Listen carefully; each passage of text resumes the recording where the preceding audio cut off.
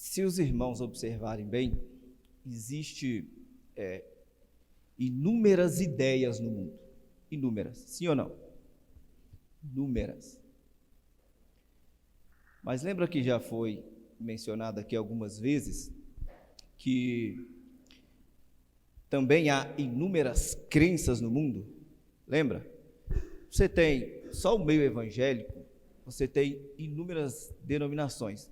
Hoje em dia não dá nem para, alguns anos atrás talvez até daria para contar, hoje nem dá para contar mais. Então são inúmeras denominações. Se você pegar no sentido de religião, você vai perceber que existe também inúmeras religiões, inúmeras delas. E fora desse campo da religião ainda você tem inúmeras ideias. São inúmeras ideias promovidas pela arte, pela filosofia, pelos teóricos e pensadores em geral. Mas quando Deus julgar o mundo, Ele vai separar todas essas tribos? Sim ou não? Sim ou não? Estão com medo de responder? Ele vai separar, mas não vai separar por tribo. Se você for nas Escrituras, você vai perceber que Deus sempre separa em dois grupos: os justos. Da mesma forma, só existe dois tipos de pensamento: a verdade de Deus, por meio do cristianismo, e a verdade do mundo, por meio de seus pensamentos vãos, seja religioso, filosófico, artístico, seja o que for. Então é isso que a gente tem que pensar. Quando o Senhor vier julgar, Ele vai separar justos e injustos, bode e ovelha, peixe bom e peixe ruim. Não é assim que Ele diz? Joio e trigo.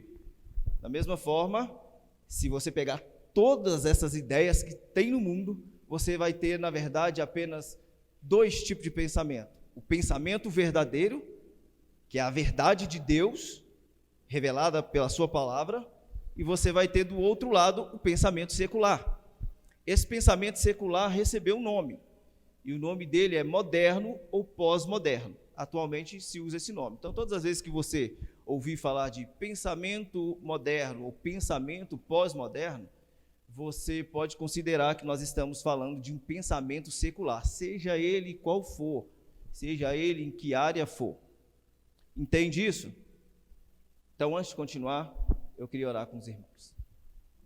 Deus, nós te agradecemos, pois estamos nesta manhã aqui,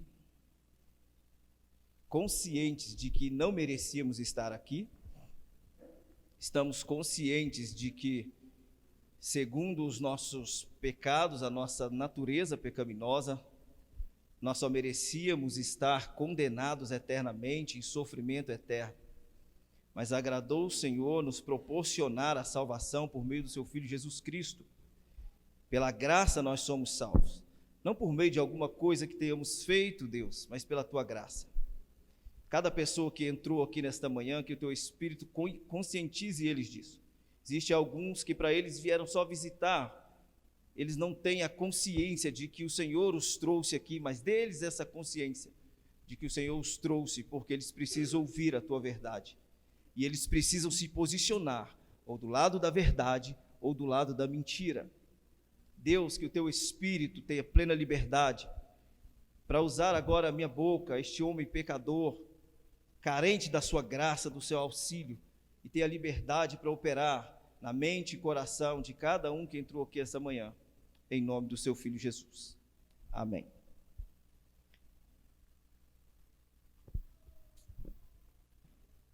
Eu quero compartilhar alguma coisa com vocês aí.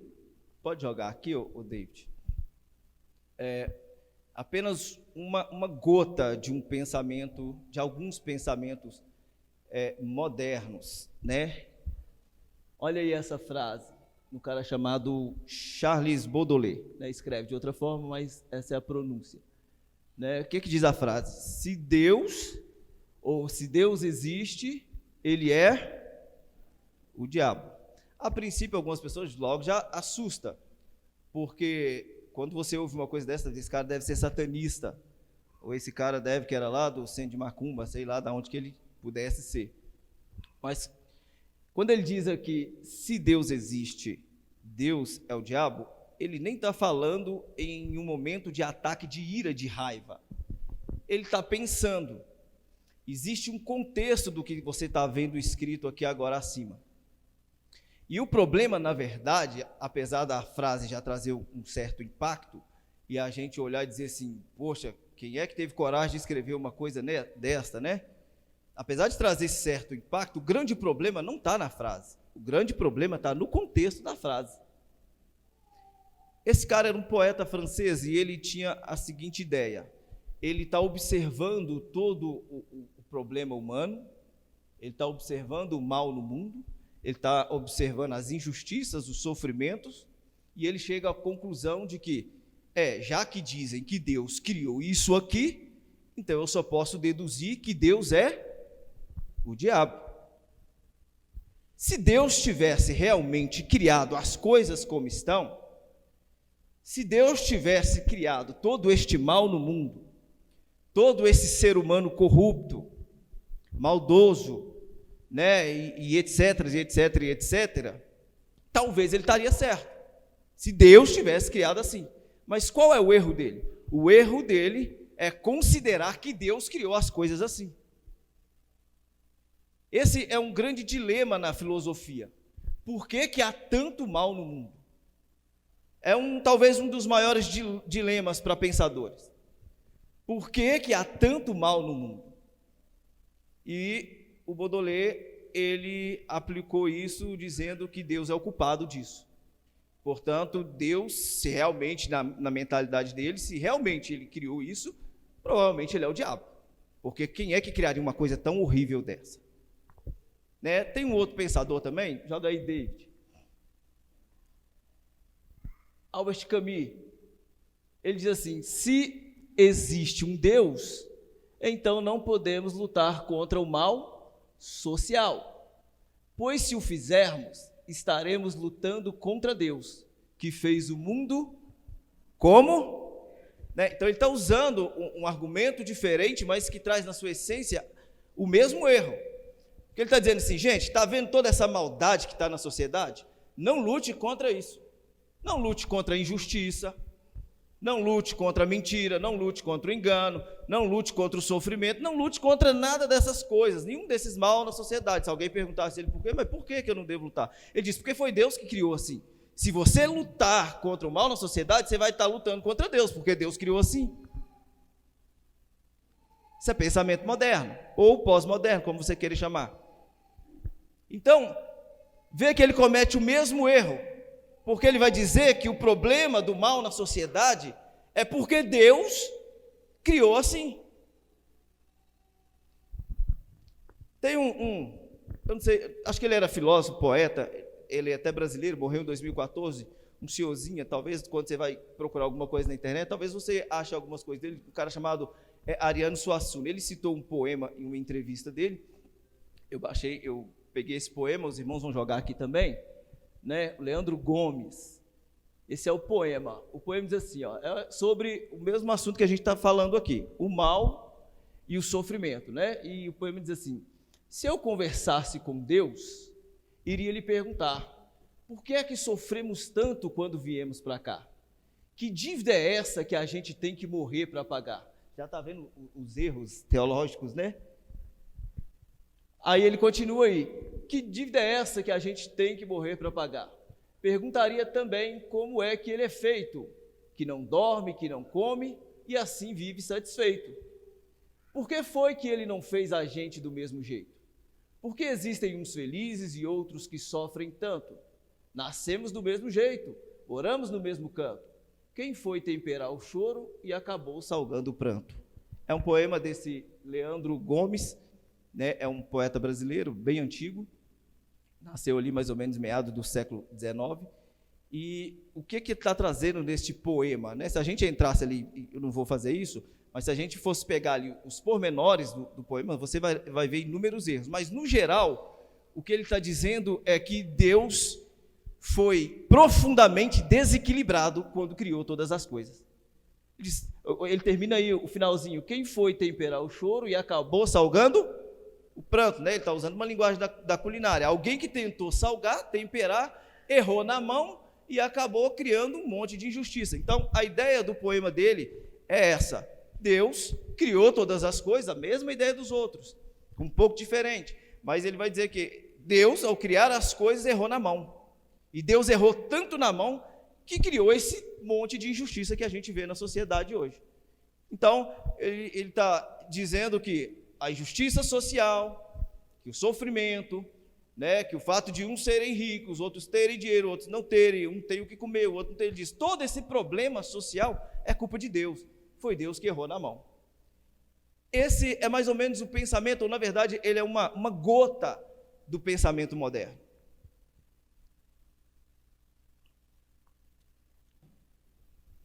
Porque o pensamento moderno, ele comete alguns erros. Primeiramente, ele tira Deus de cena. Através dos seus pensamentos e de seus argumentos, eles vão tirar Deus. Então, para o pensamento moderno, não existe Deus. Tanto filósofos e artistas e etc., eles quando vão tentar, ou quando vão em busca de alguma verdade, ou da beleza de alguma coisa, eles não partem mais de Deus como faziam antigamente. Filósofos antigos partiam da ideia de que existe um ser superior, então eles começavam a sua filosofia. Na Idade Moderna, não. No modernismo, no pós-modernismo, como queira chamar, não é assim que funciona. Eles partem com a sua arte, com a sua filosofia, eles partem do homem. Ou seja, se eu quero descobrir alguma coisa, eu tenho que partir de mim mesmo, não mais da ideia de que existe um ser superior. Então, na Idade Moderna, você vê que eles tiram a ideia da existência de Deus, e eles mesmos provocam toda essa confusão de pensamento. Porque se não tem Deus, se não existe Deus, né? Ou esses pensadores, por exemplo, não que eles criam na existência de Deus, mas eles estavam colocando em xeque um argumento duvidoso. Se Deus existe, então ele só pode ser o diabo. Se Deus existe, então ele é o culpado do problema, porque ele criou as coisas desse jeito. Então eles vão trazendo inúmeros problemas nos seus pensamentos. O maior deles foi ter começado a partir do homem, os seus pensamentos e suas buscas acerca da verdade, né? É isso que nós chamamos de humanismo. Mas o que eu quero compartilhar com você nessa manhã é como todo esse pensamento moderno, pós-moderno, está errado, e como que muitos, inclusive até cristãos, estão caindo nesse erro, né? Eu queria ler aí, para a gente entender isso melhor, Romanos capítulo 5,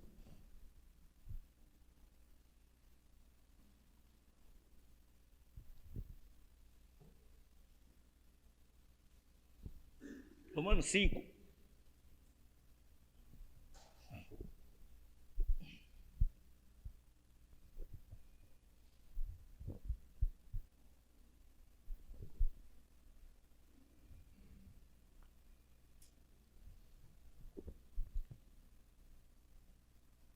Por enquanto nós vamos ler só o verso 12.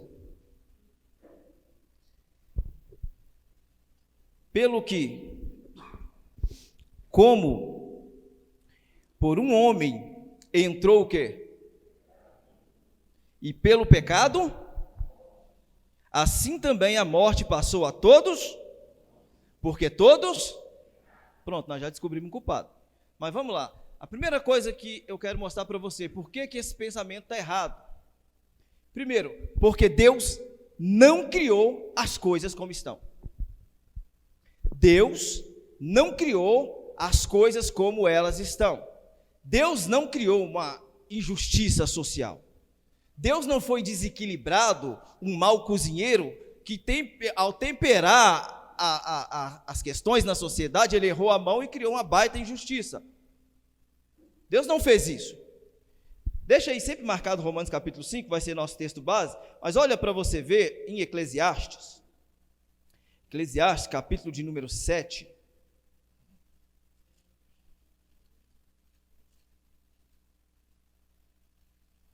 Eclesiastes 7,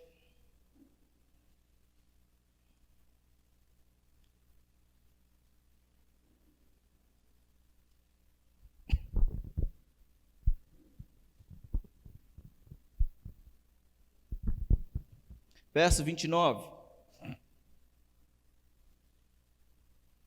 Vamos ler todo mundo junto? Pode ler na sua tradução mesmo, talvez fique um pouco diferente, mas a gente lê. Então, Eclesiastes capítulo 7, verso 29, diz assim, 1, 2, 3 e...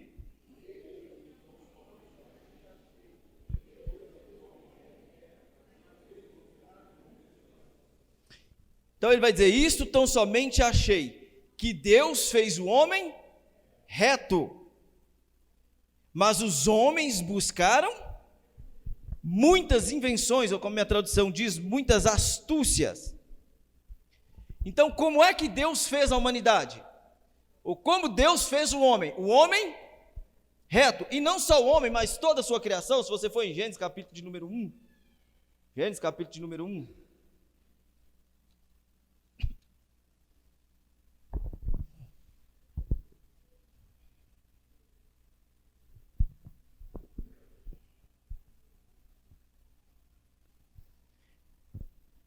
Gênesis capítulo número 1, verso 4.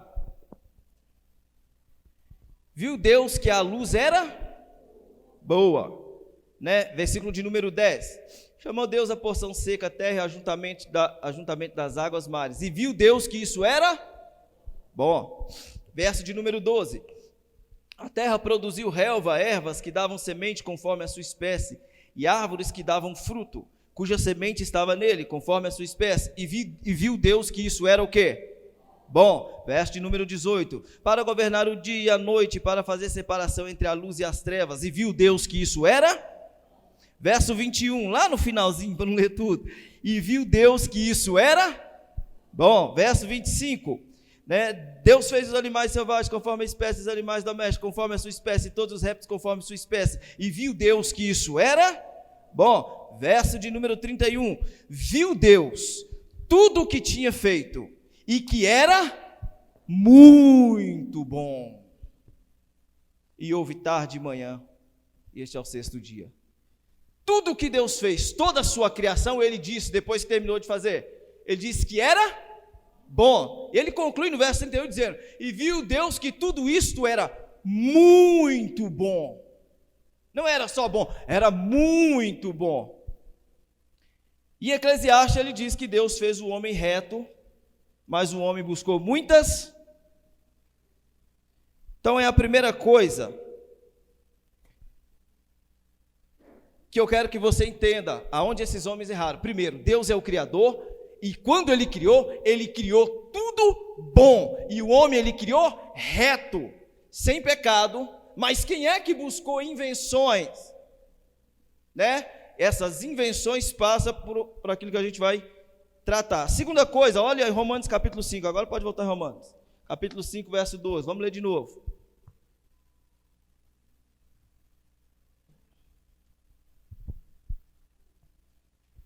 Pelo que, por um homem, entrou o pecado no mundo, e pelo pecado, a morte.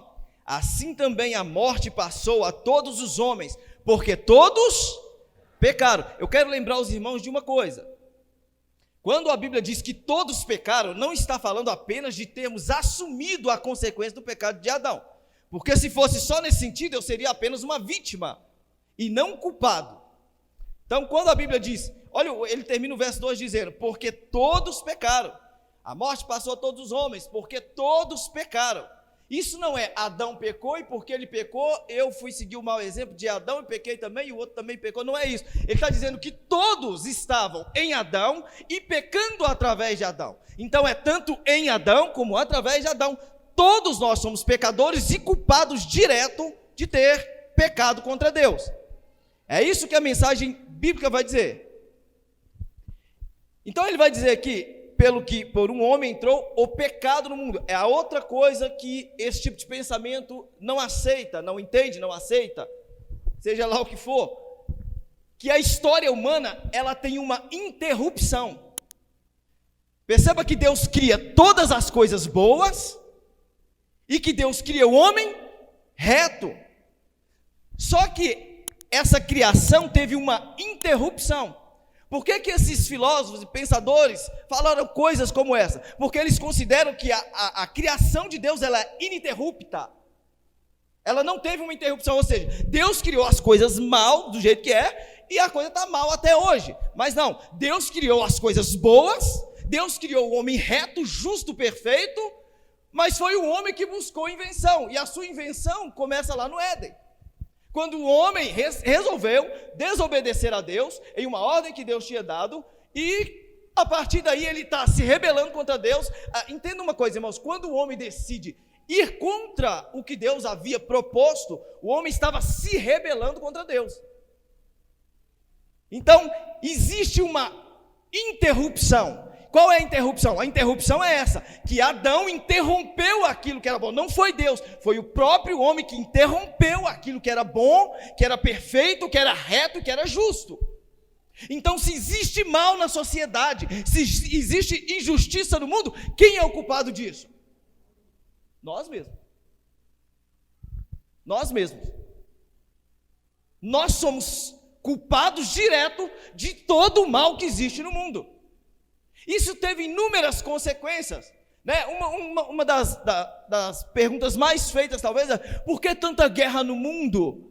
Né? Esse pensamento moderno, agora lá no ponto mais preciso ali, o marxismo, por exemplo, vai dizer que não, que esse pensamento esse excesso de guerras no mundo, disputas e o mal do mundo, veio porque passou a ter uma coisa chamada propriedade privada. Ou seja, quando o homem começou a dizer isso é meu, o outro dizer isso é meu, o outro dizer isso é meu, ele diz, daqui a pouco um começou a desejar o do outro e começou grandes guerras no mundo.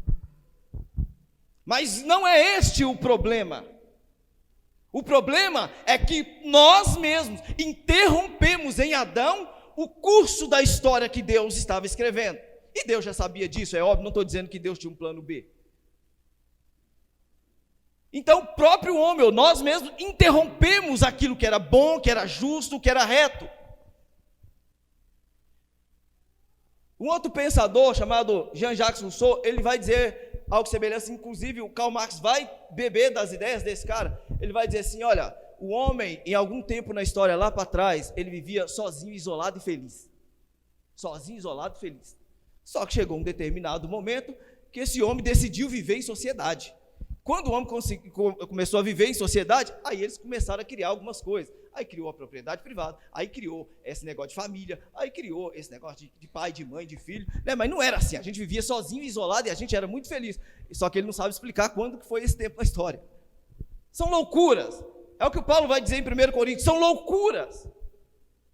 São só loucuras que esses homens falam. Porque a verdade é que o homem interrompeu o curso da história que havia sido criada boa, perfeita, reta, justa, e o homem mesmo é que interrompe isto. Na carta de Tiago ele vai dizer assim, de onde vêm as guerras, e as dissensões, e as disputas entre vocês? Ele diz, não vem disso? Do pecado que nos vossos membros militam? Então de onde vem guerras? Vem de propriedade privada, ou vem o fato do homem ter reunido em sociedade? Não veio disso. As guerras vêm porque nós somos pecadores, o nosso coração se encheu de egoísmo, se encheu de soberba, se encheu de toda sorte de pecado, e é por isso que o mundo é do jeito que é. Olha aí Romanos, está em Romanos capítulo 1.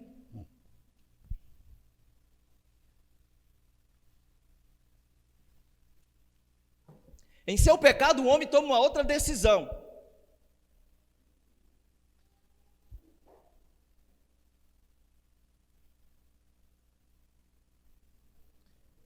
Verso 25.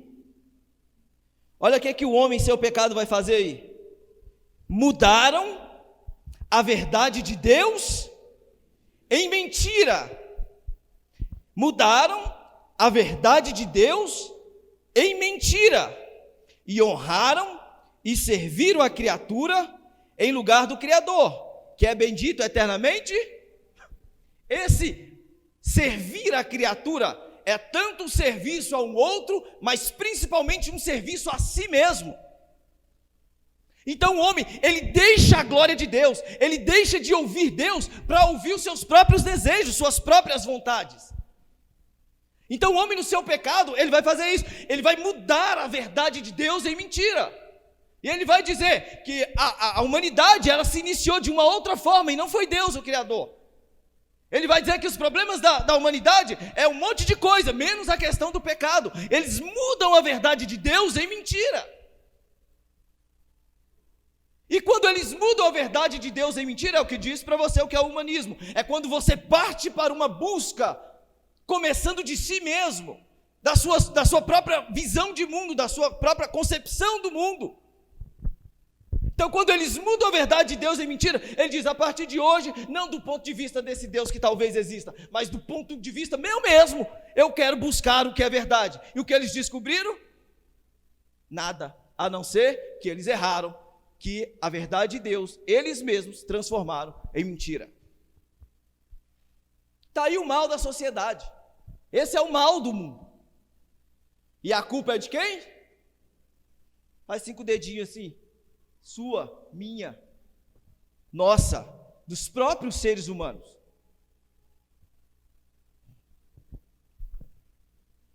Olha aí ainda, estamos em Romanos, olha o verso 28.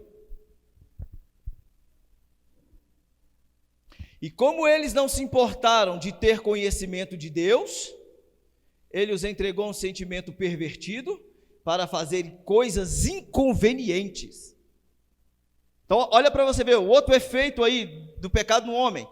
E como eles o quê? Não se importaram de ter conhecimento de Deus. O homem passou a definir que não é mais importante conhecer a Deus e nem conhecer as coisas por meio de Deus.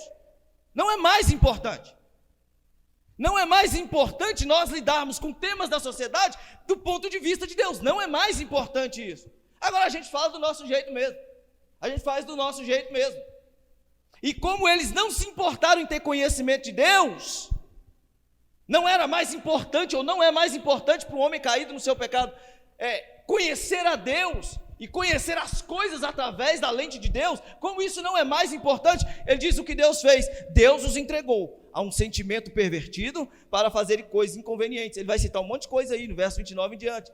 Estão cheios de toda iniquidade, prostituição, malícia, avareza, maldade, inveja, homicídio, contenda, engano, malignidade. São murmuradores, detratores, aborrecedores de Deus, injuriadores, soberbos, presunçosos, inventores de males, desobedientes aos pais e às mães, são nécios, infiéis nos contratos, sem afeição natural, irreconciliáveis, sem misericórdia. Embora tenham conhecimento da justiça de Deus, que são dignos de morte os que tais coisas praticam, não somente as fazem, mas também aprovam os que as praticam. Aqui há um problema que eu não vou falar disso agora, mas é um problema onde os crentes estão aprovando esse tipo de pensamento. Eu quero crer que eles não entenderam o que eles estão aprovando. Mas veja para você ver o mal que isso vai promover. Quem é que criou toda essa lista de pecado que a gente leu aqui agora? Deus? Quem que criou isso no homem? Foi Deus que criou o homem assim? De forma nenhuma. Eu sei que principalmente os mais novos que ainda estudam, você que está na universidade, na faculdade, seus professores vão dizer o contrário, vão dizer, não gente, esquece esse negócio de Deus. E eu vou dizer uma coisa para você, é isso que está fazendo com que o pecado desabe sobre a cabeça deles. Número de depressão está aumentando, suicídio está aumentando, pessoas vivendo sem nenhuma esperança, sem Deus, aumentou. Aquela pessoa que não tem esperança nem mais nas coisas terrenas, nem mais nas coisas triviais. Pessoas começaram a viver um desespero, porque eles foram buscar esse tipo de invenção, porque eles estão dando ouvido a esse tipo de mentira. Eles estão dando ouvido aos seus professores, eles estão dando ouvido aos seus filósofos, eles estão dando ouvido a tudo quanto é ideia deste mundo, e fazendo a mesma coisa que essa geração fez, convertendo a verdade de Deus em mentira. Mas eu vou dizer para você, não existe uma pessoa que fazendo isso não encontrará com o seu pecado o mais breve possível.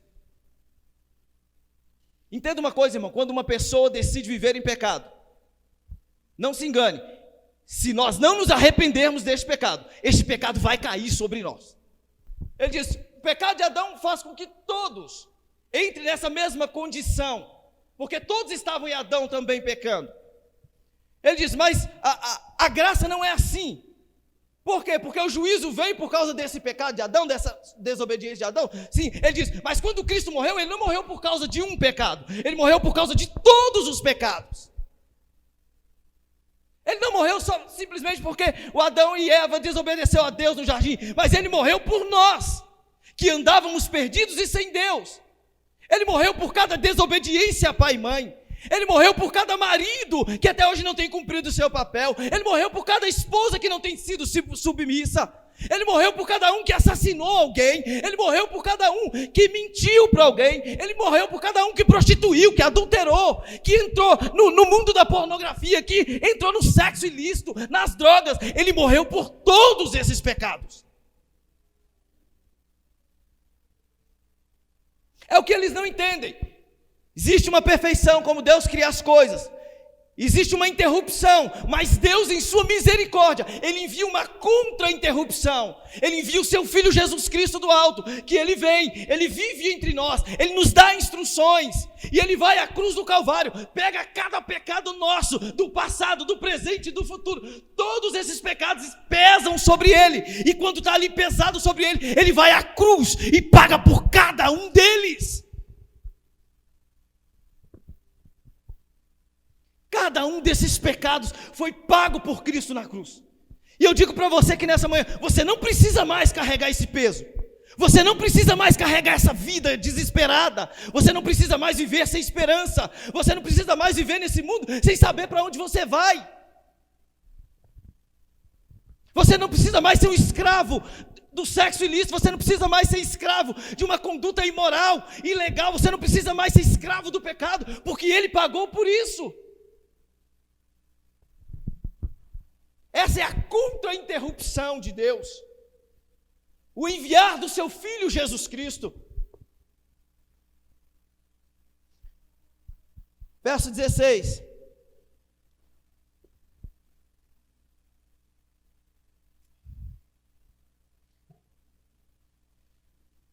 Ele disse, essa graça, trazida por Jesus Cristo, que ele chama no verso 16 de dom. O dom não é como a ofensa de um só que pecou. O juízo veio de uma só, na verdade, para condenação, mas o dom gratuito veio de muitas ofensas, é o que eu acabei de dizer, para a nossa justificação. Entenda que essa sociedade mal não precisa trazer desespero para mim ou para você. Entenda uma coisa que o multiplicar da iniquidade, como o próprio Jesus diz em Mateus 24, o multiplicar da iniquidade não precisa trazer desespero para mim e para você, porque nós sabemos de uma coisa, que Cristo se manifestou para perdoar os nossos pecados, e não só isso, mas para fazer nova todas as coisas. Entenda uma coisa, se você não entendeu ainda, irmão, sabe o que Cristo está fazendo? Cristo está limpando este mundo do seu pecado. O que o texto bíblico diz? Que Ele vencerá todos os reinos da terra. Ele vai fazer com que todos os joelhos, debaixo da terra, na terra, em cima no céu, se dobrem e digam, Jesus Cristo é o Senhor, Ele é a verdade. Todos esses pensadores um dia vão dizer, o que eu fiz? Por que eu criei esse pensamento? Por que eu fui inventar essas coisas? Ele é o Senhor. Porque eu corrompi tantas pessoas, através da arte, da filosofia, da religião. Por que eu fiz isso, se Ele é o Senhor? Todo joelho se dobrará. E eu espero que todos nós aqui nessa manhã estejamos do lado daqueles que não vai se dobrar para a condenação, mas vai se dobrar para a salvação, dizendo, obrigado Senhor, porque agora eu posso entrar no seu reino.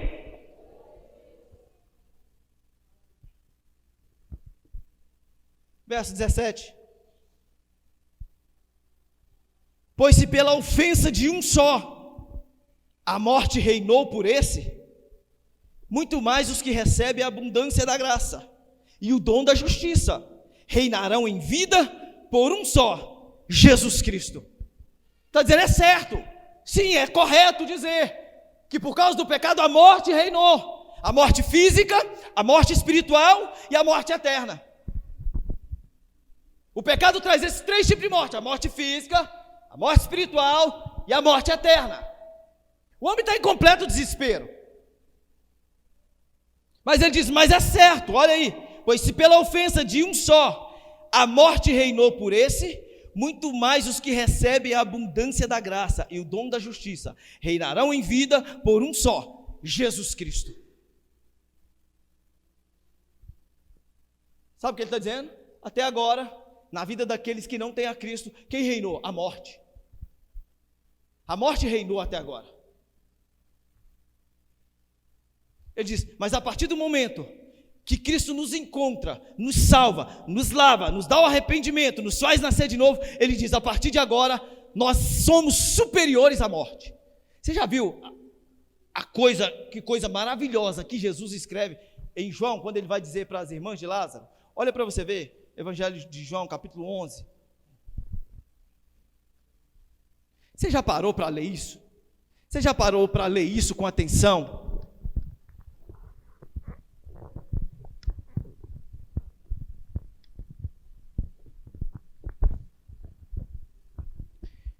João 11,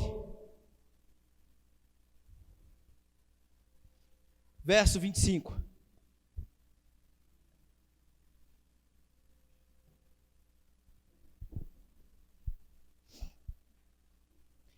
Disse Jesus, eu sou a ressurreição e quem crê em mim, ainda que esteja morto, você que está sujeito à morte física, a morte espiritual e a morte eterna, ele diz, você nunca morrerá. E ele vai mais fundo ainda no verso 26, que ele diz assim, e todo aquele que vive e crê em mim, nunca. E ele pergunta no final, crês isto? Crês isto?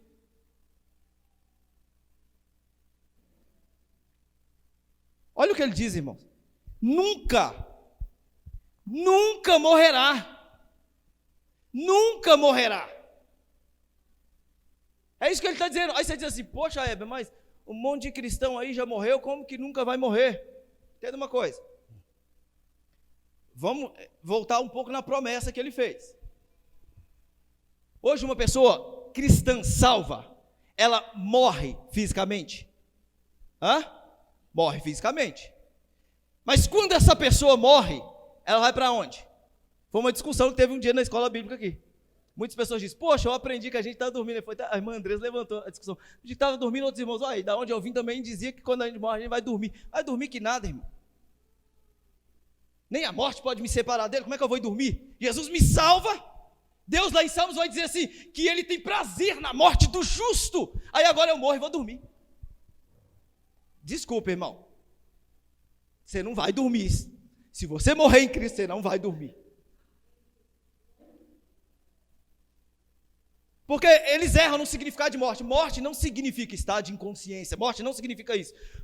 No original, a palavra morte significa separação. Então, o que é a morte física? Separação do homem interior deste corpo físico. Então, quem é que vai para a terra? É o corpo físico.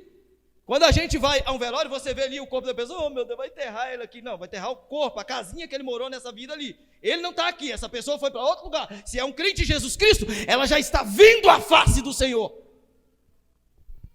Por que os crentes estão desesperados com a morte? Vou dizer para você, irmãos, busque profundamente uma comunhão com Deus e convicção nas promessas de Deus. Você nunca mais vai ter o medo da morte. Vai ter dia que você vai desejar. Isso é uma coisa muito louca que eu estou dizendo, não é? Mas é isso que o Evangelho, que Jesus disse, essa loucura do Evangelho faz isso. Destrói os pensamentos humanos, as filosofias humanas e promove isso em nós. Você não vai dormir. Quando nós morremos aqui, quando esse homem interior, ele é separado deste corpo físico, logo eu já estou diante do meu Senhor. Lembra Apocalipse capítulo 6? João diz assim, eu vi as almas dos que estavam diante do trono. E ele diz, Senhor, até quando não julgas e vingas o nosso sangue daqueles que nos mataram na terra? E Jesus diz, descansa aí mais um pouquinho. Se você estivesse dormindo, ele estava falando. Eles estão falando, eles estão conversando com o Senhor, diante do trono da majestade de Deus, conversando com Ele e dizendo, Senhor, e o Senhor diz, descansa mais um pouco. Muitos ainda vão morrer por causa do meu nome. Depois aí eu reúno todo mundo aqui, a gente dá um fim a esses ímpios e pronto, vocês estarão comigo para sempre. Tem um texto em Hebreus, acho que Hebreus capítulo 2,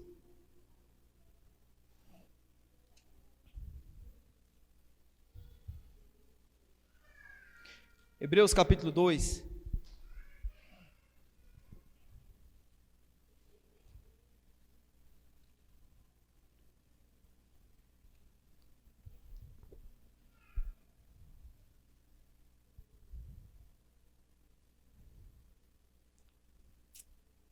Hebreus, deixa eu ver aqui, irmão, se eu acho.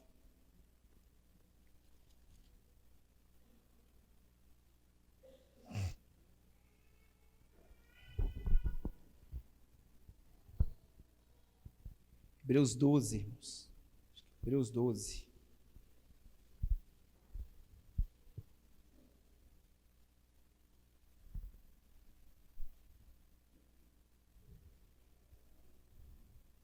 E não é Hebreus 12. Perdi o texto, onde ele aniquila o império da morte. Alguém se lembrar aí me ajuda.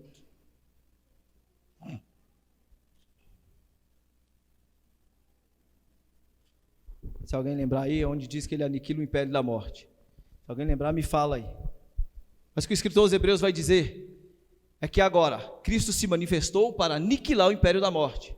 E ele vai dizer assim: e livrar todos aqueles que com medo da morte estavam.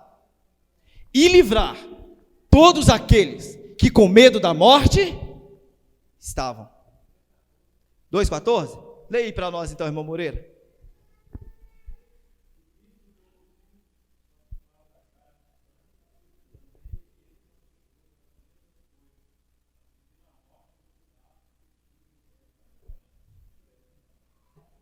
Tem mais?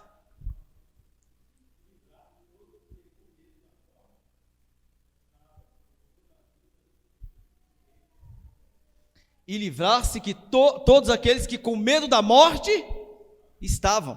Então volta em Romanos capítulo 5, no verso 17. Romanos 5, 17. Pois se pela ofensa de um só a morte reinou por esse, muito mais os que recebem a abundância da graça e o dom da justiça reinarão em vida por um só, Jesus Cristo. Entenda que quem tinha o império da morte, entenda que a morte se reinava, mas ele vai dizer que agora que nós temos Cristo em nós, Cristo se revela a nós e em nós, ele diz, agora a partir deste momento, a morte já não é mais um problema. Ele diz, agora nós reinando com Cristo, não temos mais problema com a morte. Eu não tenho mais problema com morrer.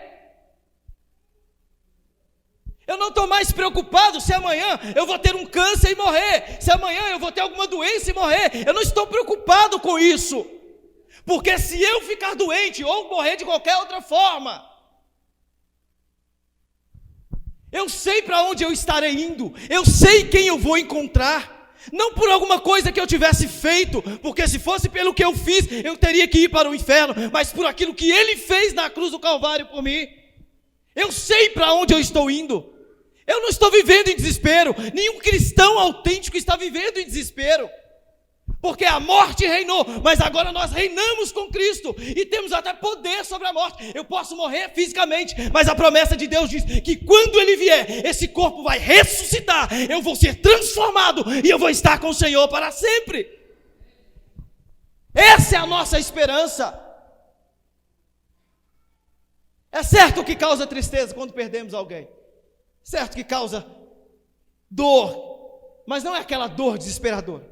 Poxa, a pessoa estava aqui, né? Que saudade agora, não vou ter essa pessoa por enquanto, para continuar comigo a caminhada até o final. Mas daqui a pouco, quando as trombetas soarem e o Senhor aparecer no céu, nós estaremos todos juntos novamente.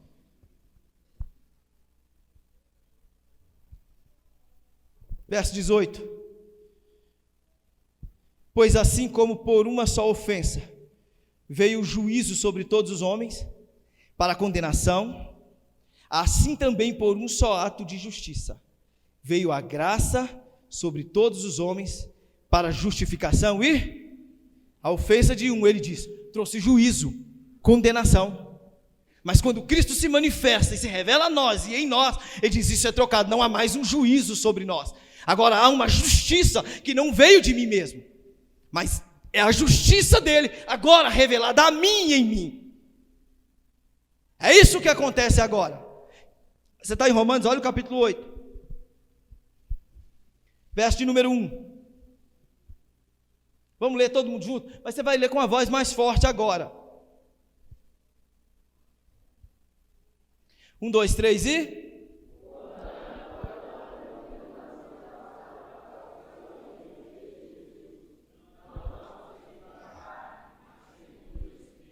Portanto, agora nenhuma condenação há para os que estão em Cristo, que não vivem mais segundo a carne, porque foi trocado uma vida onde o juízo reinava sobre nós, agora pela justiça de Deus que está em nós.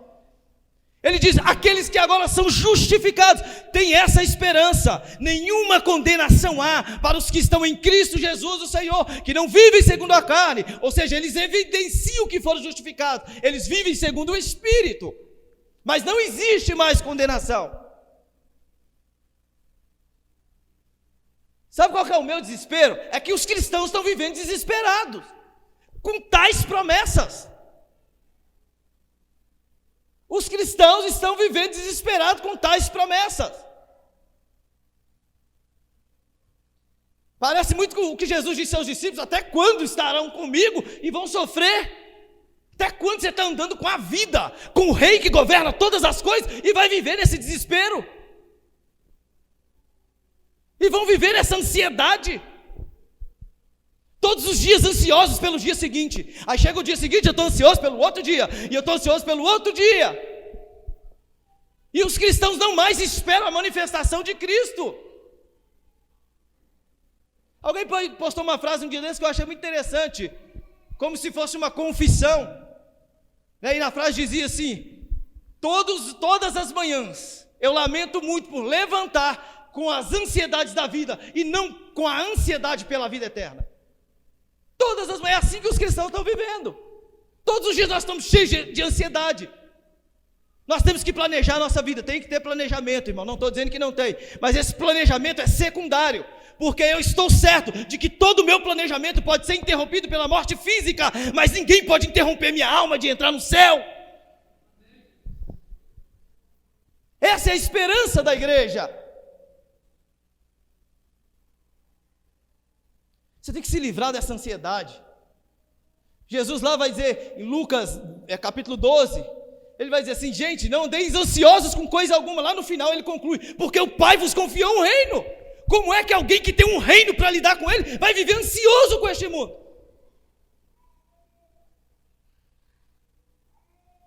Eu tenho assuntos mais importantes para lidar, para ficar preocupado com o que vai ser de mim amanhã.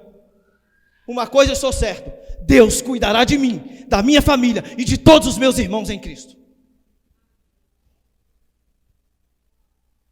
Cuidar não quer dizer que a gente não vai sofrer, não quer dizer que não vai faltar alguma coisa, quer dizer que a gente suportará, como Paulo disse, lá em Filipenses capítulo 4, verso 12, se eu não me engano, né? Vamos lá, Filipenses.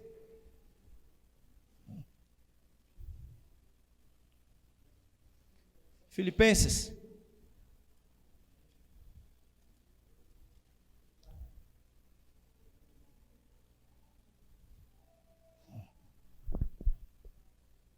Quatro 12.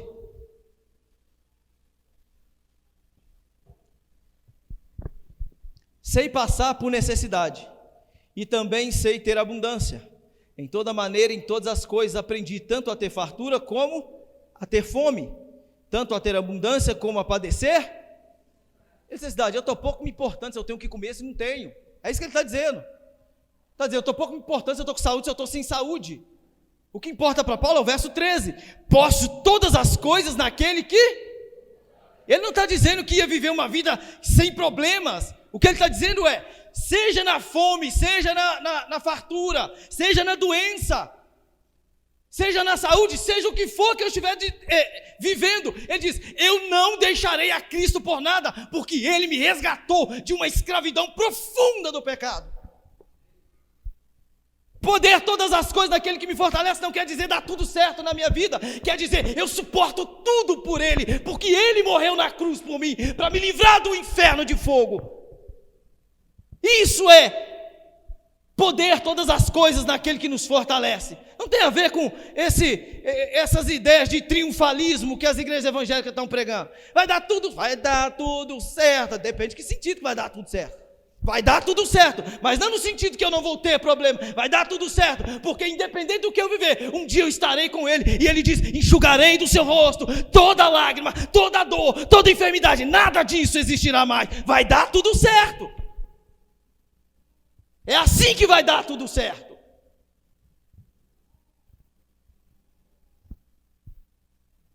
E os cristãos vivendo em desespero.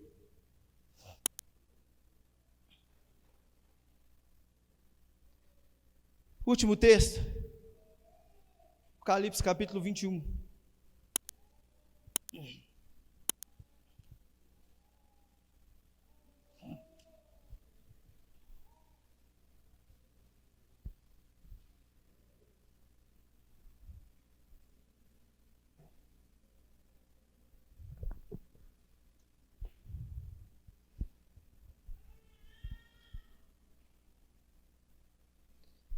Verso de número 1, então vi um novo céu, nova terra. Pois já o primeiro céu e a primeira terra passaram e o mar já não existe. Também a cidade santa, a Nova Jerusalém, que de Deus descia do céu, ataviada como uma noiva para o seu noivo. Tudo isso é figura de linguagem, para revelar algo que a nossa mente ainda não consegue compreender, a profundidade, a grandeza destas coisas. Mas ele diz aí, vamos ler o verso 3 e 4. E ouvi uma grande voz vinda do trono, que dizia: agora o tabernáculo de Deus está com os homens. Deus habitará com eles, e eles serão o seu povo. E o próprio Deus estará com eles, e será o seu Deus. Deus enxugará dos seus olhos toda lágrima. Não haverá mais morte, nem pranto, nem clamor, nem dor, pois já as primeiras coisas são passadas. Essa é a nossa esperança. Toda essa injustiça do mundo vai continuar, isso não vai acabar não. Eu posso até lutar com isso, nós podemos até lutar com isso, e creio que em um certo aspecto a igreja deve lutar contra esses maus na sociedade. Em um certo aspecto, não em todo que estão colocando por aí. Mas eu acredito que na verdade o que todo cristão está esperando são novos céus e nova terra, onde habita a justiça. Lá não tem justiça social, lá não tem maldade, lá não tem dor, lá não tem sofrimento. É isso que nós estamos aguardando. Eu espero que cada cristão aqui nesta manhã, esteja esperando por isso. Cada um de nós estejamos esperando por isso, por essa grande, gloriosa promessa. Fique de pé no seu lugar.